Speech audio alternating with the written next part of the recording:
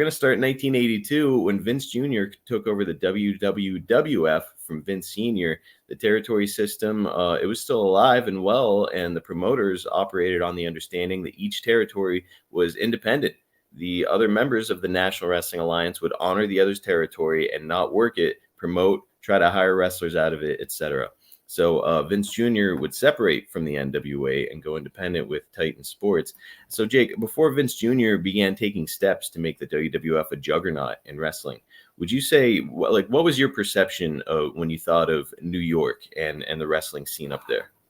Well, it was, WWF, and they just kind of did their own thing, man. And it was all good.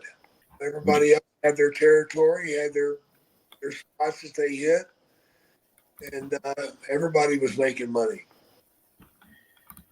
Would you say that you viewed that? Because I mean, obviously, in years later, after the Hulkamania craze happened and stuff, it kind of became the place to work. If you want to be relevant in professional wrestling, you've got to go to the WWF. Did you view the WWF and what they had done with Bruno Sammartino and Billy Graham in the same kind of light? No, I didn't. They were just another territory. Gotcha. Okay, so even with Bruno, he was like one of the most famous athletes on the face of the planet in his prime. Even with that kind of distinction, it's just like just another territory. Yeah, it was. Vince branching off from the NWA is interesting because a lot of folks view the NWA as being kind of similar to the Mafia at the time. A lot of power brokers in wrestling who had all the smoke-filled backroom deals, and they would also decide which territory would have the champion, and the WWF would never get a recognized NWA champion in their territory, which has to have played a role in Vince wanting to depart. Would you say it was on your radar that big moves were happening up in New York during this time, or were you just head down working? I was head down and working, but we were hearing things. And he had already started scalping talent too. So, did you view the NWA as this kind of infallible force or a mafia of sorts in wrestling? Yeah, I thought it would last forever. How much of an understanding? Because for context for the listeners, you're just out there trying to make a damn living. So you're going to whatever territory is paying or wherever you can kind of get freshened up. How much did you know about kind of like the inner workings of NWA? I didn't. I knew some guys had a piece of this or a piece of that, but I didn't know the inner workings at all. I was just there to book, to write television, to direct it, and wrestle. That's plenty on your plate. Yeah, so like who's focused on the business of the wrestling business when you've got all that kind of shit you're kind of trying to keep up with, right? You got plenty to take care of your time. Well, the next big move for Vince was to acquire Southwest Championship Wrestling's time slot which is USA, and made it possible because the Blanchards couldn't afford the $7,000 per week asking price from the network despite excellent ratings. And the promotion would fold completely by 1985. Jake, did you ever work for Joe Blanchard? Yes, I did. What was that like? It was wild. I'll just put it that way. It was wild. Hard to paint the picture, but it's kind of like the Wild West in pro wrestling back in those days. Like these promoters kind of got to do whatever the fuck they wanted in their territories, right? Yeah. Everybody had their own thing. Because it was all local television, you didn't have to worry about exposing anything, Mm-hmm. Now, obviously, his son, Tully, was going to be the biggest draw in his territory and getting all the money angles. Did you ever get a chance to work with a young Tully? No, I didn't. Now, knowing Tully, I know that he's kind of a heel in real life, or at least used to be. But he's a great worker. Do you wish you would have had more opportunities to step in the ring with him? It would have been awesome, man. We could have had some great matches. But Tully, he was on a fast and furious pace at the time, if you understand my meaning. He had some of the same demons I did, and they were kicking his ass. Yes. So Tully certainly had his fair share of struggles. He has, fully recovered and found God, and a very different man by all accounts nowadays than what he used to be. Well, you got to spend some time around him in AEW. Would you say that you and Tully are buddies? Oh yeah. Now, at the time, Vince, as I said, he's kind of putting in the legwork to get all these TV spots. Did anybody put together at the time what Vince was up to with these television stations? I don't think anybody did. I think everybody thought that the territory they were in was going to be okay. I guess we were kind of blind sheep, just following the leader. And of course, the promoter, he's talking his side up. He doesn't want to lose anybody. Mm-hmm. So he's talking his side up about new things are coming down the pike. Don't worry about it. We got this. We got this. Which is all bullshit. It seems like everybody back in those days was they were content to keep doing business the way that they had been doing business instead of trying to evolve like Vince, right? Right. Nobody's seen the possibilities or the big picture. The big picture now, man, is not how many people are watching your television. It's how much product are you selling. Yep. That's where the money's at. So nobody did that. Nobody had figures, wrestling figures or dolls or whatever you want to call them.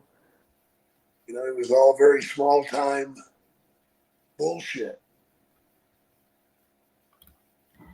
One of the biggest travesties I've heard about in wrestling is, with as hot as the Four Horsemen became in Crockett's territory, they never had merchandise. Or if they did, it was like a shirt. I think they made Four Horsemen vitamins at one point, and that was like about it. And it just kind of goes to show, like, if Vince McMahon had owned the Four Horsemen, can you imagine how much he would have merchandised them? Oh, yeah, he merchandised the shit out of them, man. Are you kidding? I mean, we're talking about a guy who made Jake the Snake pencils and shampoo bottles and bedding.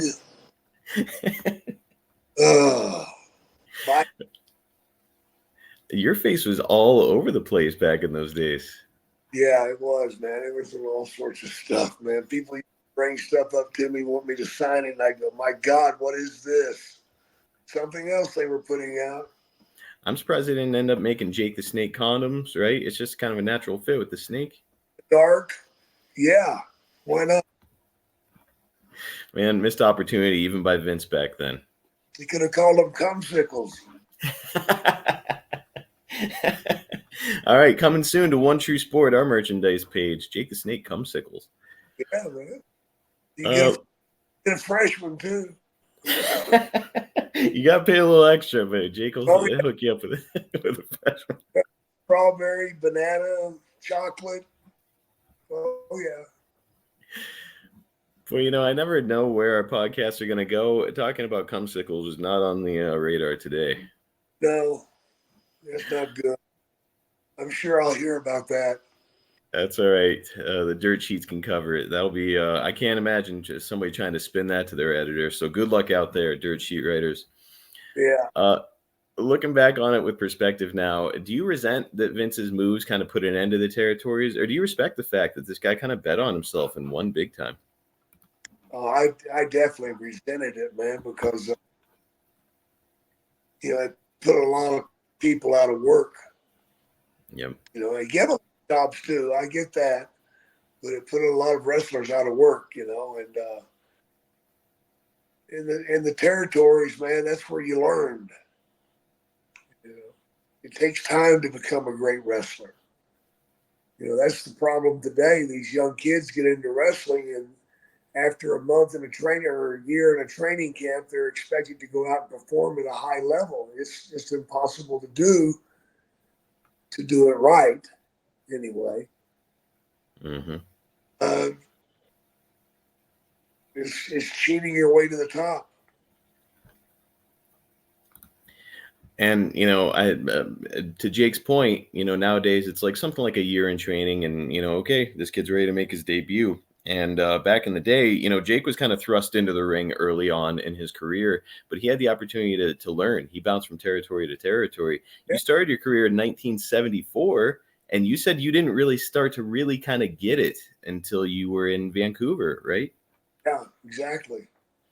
And that was 4 years later in 1978. So I mean, like, in theory, 4 years moving around the territories, and then finally, like, the light bulb goes on. Man, it's a whole new world in wrestling now, isn't it? Damn sure is, man.